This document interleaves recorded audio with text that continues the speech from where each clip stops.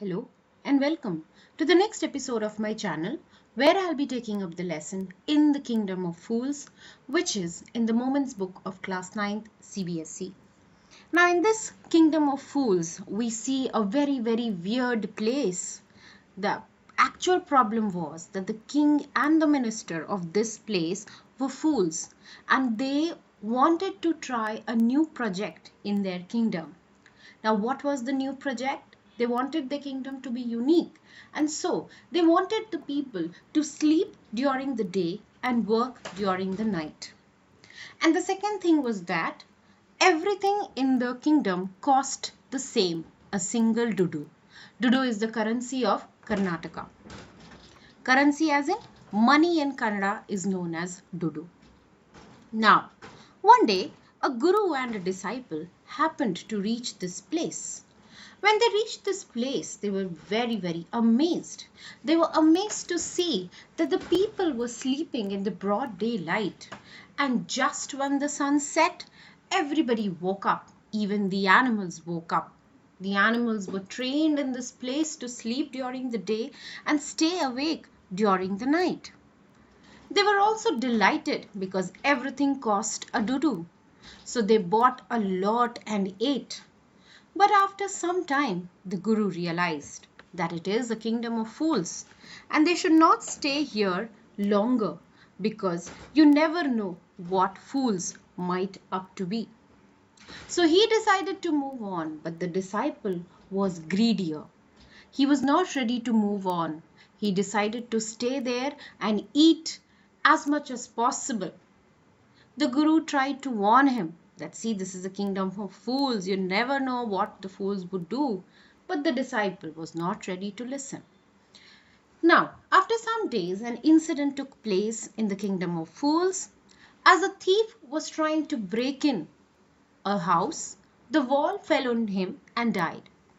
After the thief died, the thief's brother went to the king to ask justice, to ask for a compensation from the wrongdoers.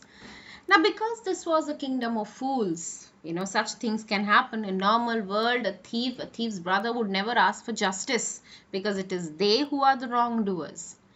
Anyways, the king called the merchant. The merchant was summoned to the king's court and he was going to be executed. He was going to be punished. And now started the blame game. Everybody, one after the other, started to pass on the blame. First, the merchant told the king that the wall was built during the father's time, so he should call the person who had built the wall. Now that mason had become an old man now, the bricklayer had become a very old man. And one bright day, he saw the king's bailiff coming to arrest him for a wall which he had built many years from now, and because the wall had fallen now. It's all very weird, but it is the kingdom of fools.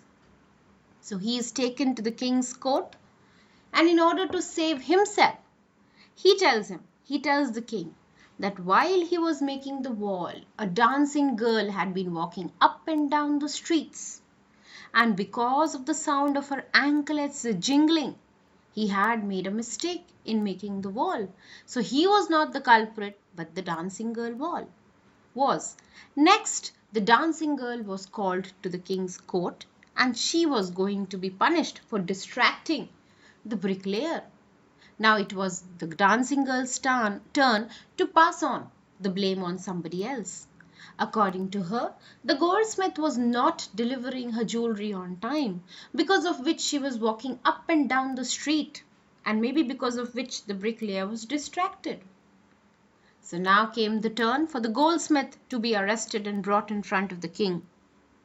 According to the goldsmith, a rich merchant wanted his jewelry delivered much before than the dancing girl's. And that is why the dancing girl's jewelry was delayed. Now, who was this merchant? This present merchant's father. Now, the king was very happy. Finally, they have reached a decision. The merchant's father was the real criminal. But as the merchant's father was dead and the merchant had inherited everything from his father, and that is why he had also inherited his crimes. The king decided to execute the merchant, but the merchant was too thin to fit in the stake, and that is how he saved himself. Now the king's men started to look for someone fat enough to fit in the stake to be executed properly. And now who was caught? Of all the people, the same disciple who had continued to stay in the kingdom to devour all the food and everything without any fault of his. Just because he was fat, he was brought to the king's court. Now at this point of time, he remembered his guru and prayed to him to come and save him. The guru immediately heard and he came to help the disciple. And he gave him a little kind of story which now they were going to speak in front of the king to save their skin. So the guru went to the king and asked him a simple question that, "O wisest of kings, who is greater, the guru or the disciple?" The king said, "Of course the guru, no doubt about it. Why do you ask?" So the guru said that if so, then put me to death first and then my disciple. Now this was a source of amazement for the king. Till now everybody was trying to evade death. Everybody was trying to pass the blame to somebody else. But here the guru was standing in front of him, pleading guilty, even though he had not done anything. He wanted himself to be killed. So the king wanted to know what is the real reason behind it. And this is when the king tells him that his kingdom was a really wonderful and holy kingdom, and his stake was a brand new one. The first person to die on the stake would be the king in the next birth, and the second person to die would be the minister. The guru also added that he was fed up of his ascetic life and he too wanted luxuries and comfort in life. He wanted to be king in the next birth.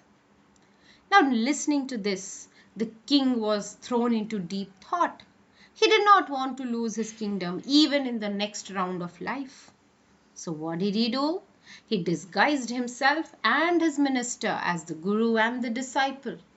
And they told the executioner that whoever comes first should be killed in the same order. So instead of the guru and the disciple, the king and the ministers were executed. Next morning, the people saw the dead bodies lying outside and they were thrown in confusion. They didn't know what to do, who would be the next king and minister.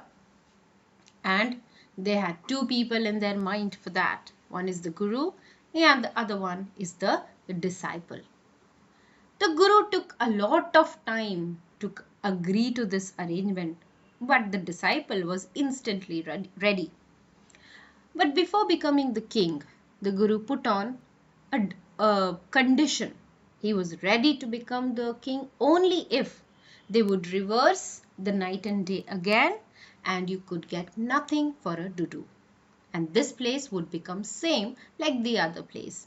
I hope you have understood the chapter. Do like the video.